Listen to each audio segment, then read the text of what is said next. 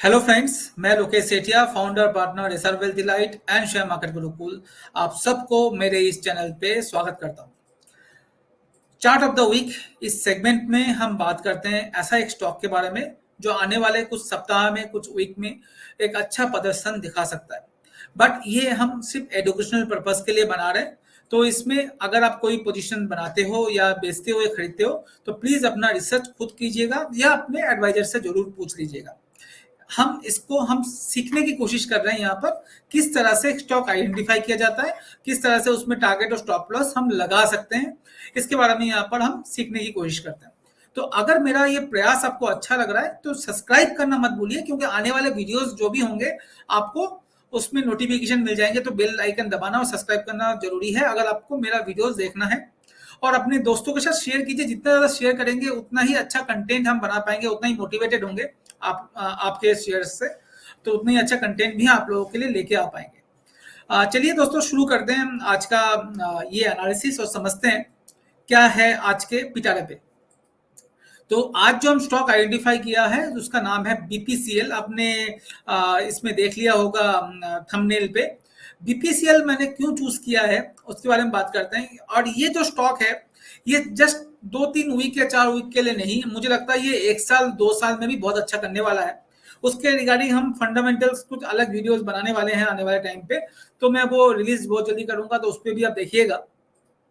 अभी के लिए टेक्निकली हम बात करते हैं 2-3 वीक के लिए क्यों बीपीसीएल बहुत अच्छा मुझे लग रहा है।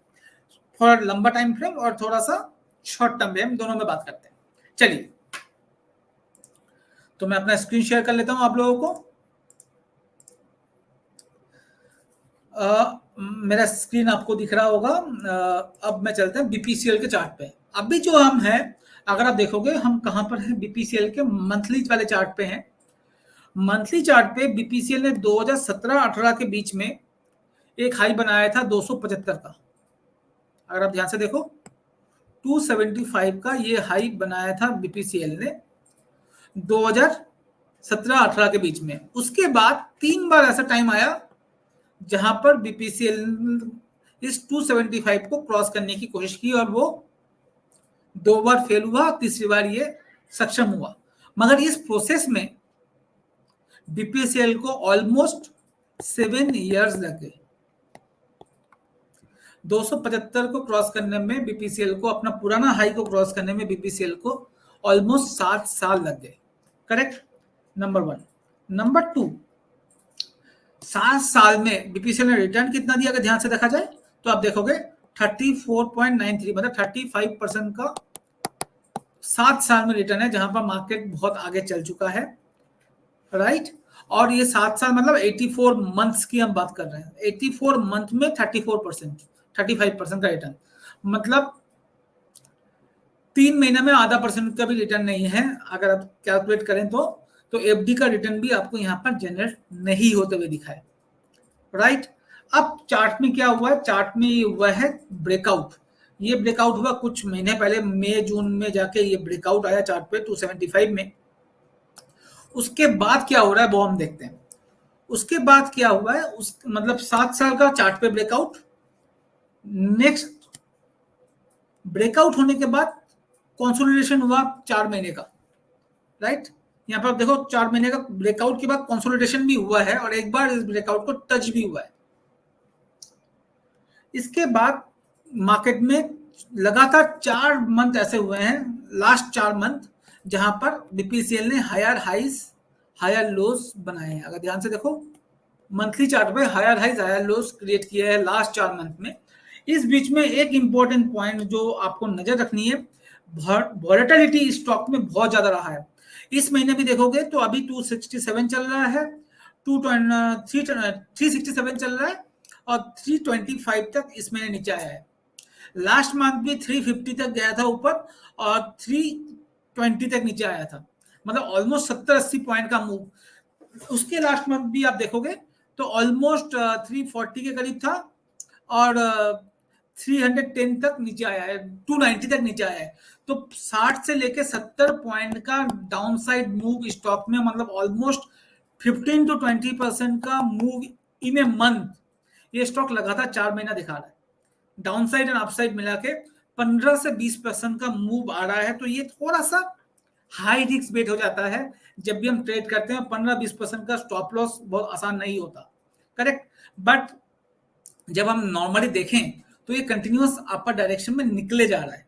अब एक और पॉइंट अगर ध्यान से देखा जाए इसमें, तो वीकली चार्ट में जाके देखोगे आप, तो आपको ध्यान से दिखेगा 9 वीक का कंसोलिडेशन। अगर ध्यान से देखो, ये 9 वीक का कंसोलिडेशन, और थोड़ा सा लंबा खींचे तो पूरा कंसोलिडेशन अगर ध्यान से देखा जाए तो आपको एक पैटर्न दिखेगा।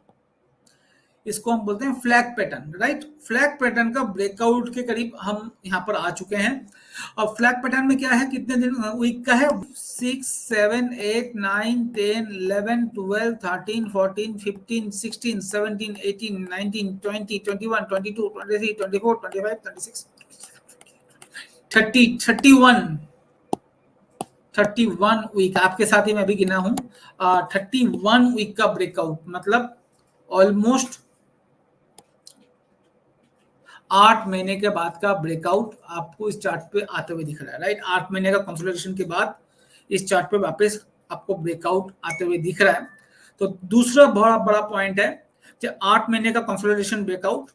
पहला पॉइंट है 7 साल का लॉन्ग टर्म चार्ट में ब्रेकआउट आपको देखने को मिल रहा है इस स्टॉक पे, राइट।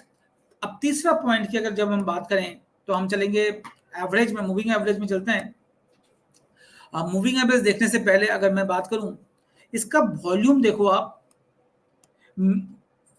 लास्ट ईयर 2009 से लेके, सॉरी लास्ट ईयर 2023 अक्टूबर नवंबर से लेके अभी तक इसका वॉल्यूम, एवरेज वॉल्यूम काफी बढ़ चुका है। एवरेज वॉल्यूम अगर देखोगे यहाँ नीचे बहुत था, जो बढ़ के काफी बढ़ चुका है इसका एवरेज वॉल्यूम। तो ये शो कर रहा है अब इसमें बड़े बड़े लोगों का भी इंटरेस्ट बन रहा है। अब यहाँ पर धीरे धीरे हर लेवल पे बाइंग आ रही है इस स्टॉक पे। वीकली चार्ट पे अगर आप ध्यान से देखो, वीकली चार्ट में हमें क्या दिख रहा है, वीकली चार्ट में हमें दिख रहा है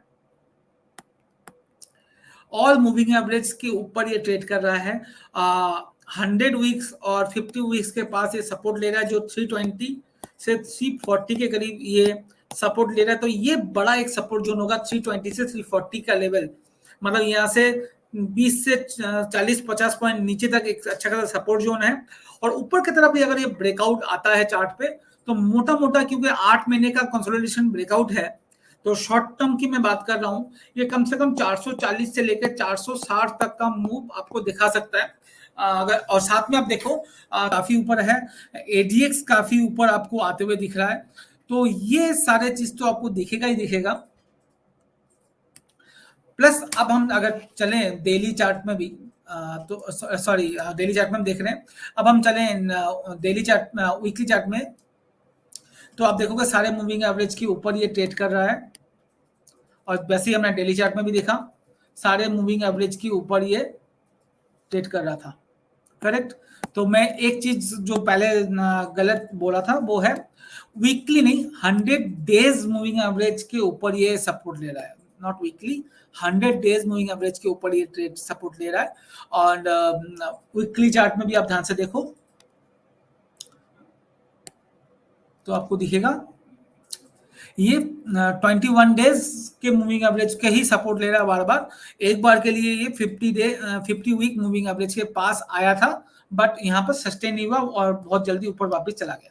तो इन शॉर्ट कहने का मतलब ये है, चारों तरफ से हमें ये स्टॉक अच्छा लग रहा है और यहाँ पर अच्छा खासा मूव आपको आते हुए दिख सकता है, जो मुझे लगता है आपको ध्यान रखना चाहिए। एंड अगर मैं अपना रैंकिंग की बात करूं, तो रैंकिंग में अगर आप ध्यान से देखो, तो रैंकिंग में अगर ध्यान से देखा जाए तो आपको दिखेगा पिछले कुछ दिनों से जो नेगेटिविटी थी वो अब 3 रैंकिंग आ गई है। अब नेक्स्ट डे अगर 370 के ऊपर ट्रेड करना स्टार्ट करे और 370 380 के ऊपर स्टार्ट करे, तो यहाँ पर और ज्यादा क्लैरिटी हमें आ जाएगी।